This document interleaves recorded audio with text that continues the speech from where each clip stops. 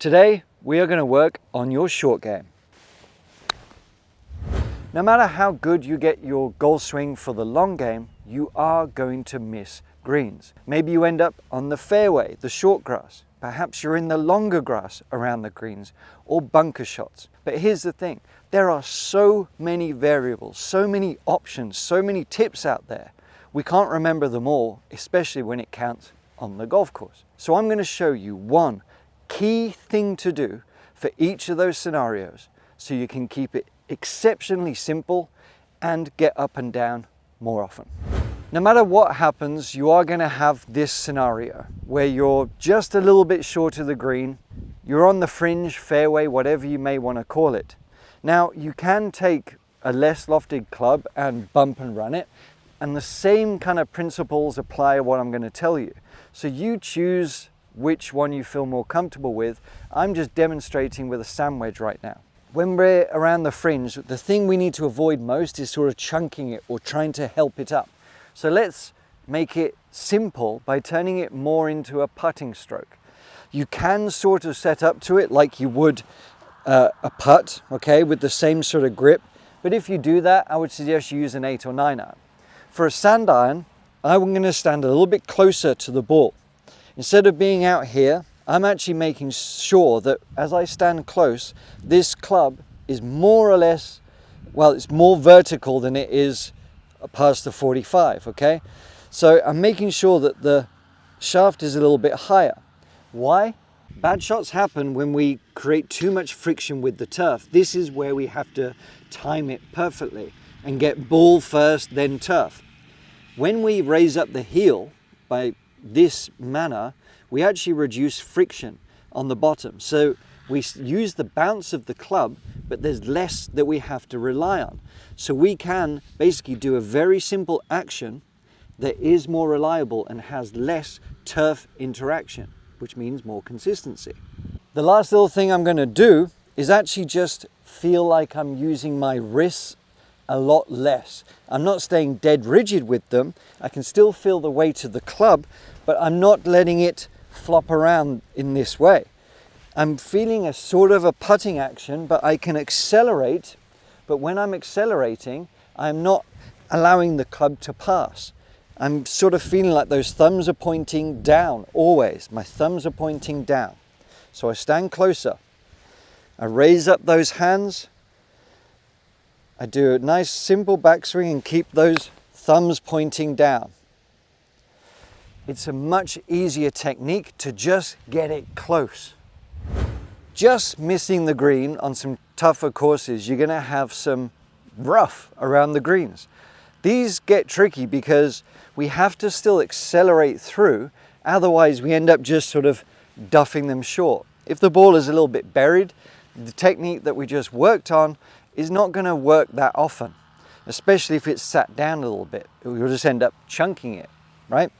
So without changing much else about the setup, we're still going to have the feet pretty close together. I've still got a decent hold on the club.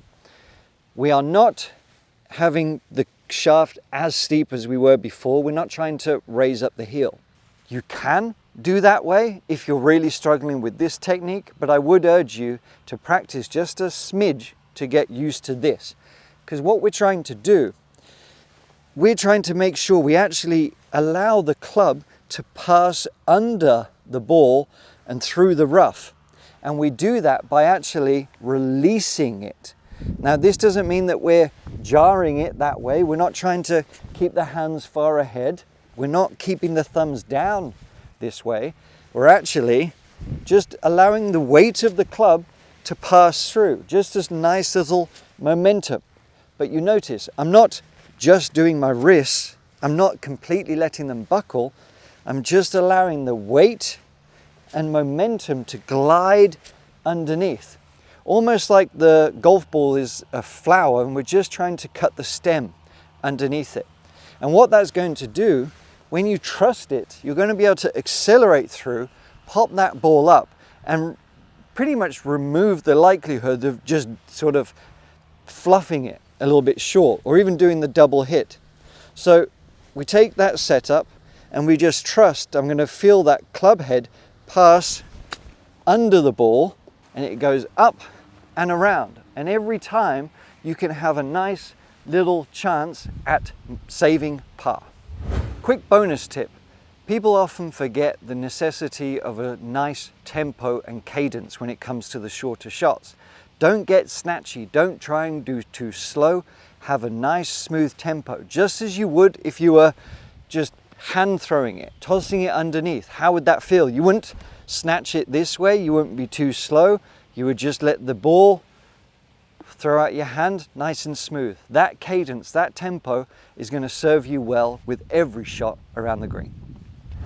In the bunkers, there are so many tips that you can think about or try and do.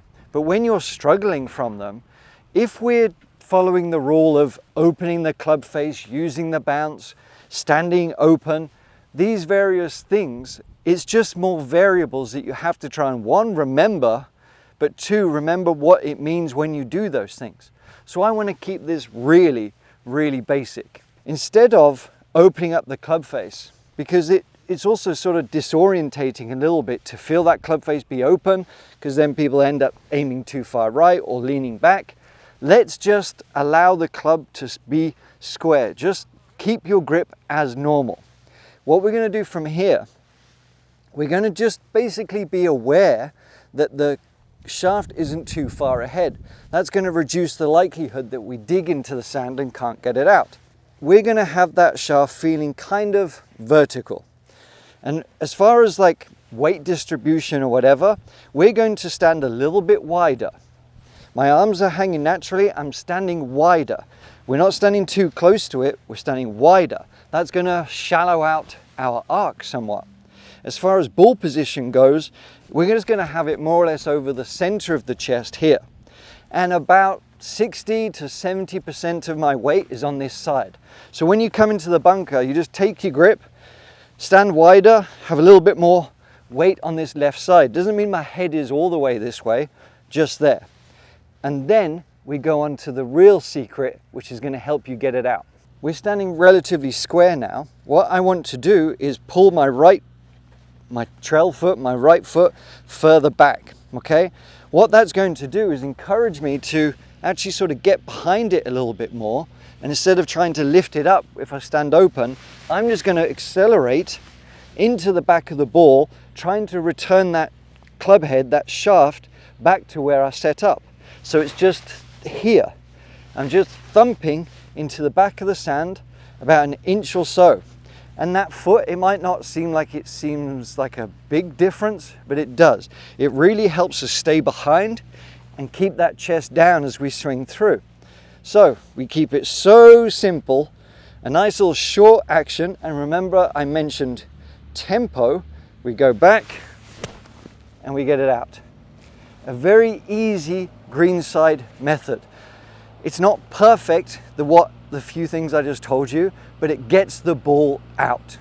Put those three things into action the next time you play. I promise you, you will consistently shoot better scores when you don't screw up as much. And it's going to give you more confidence when you get to the next tee.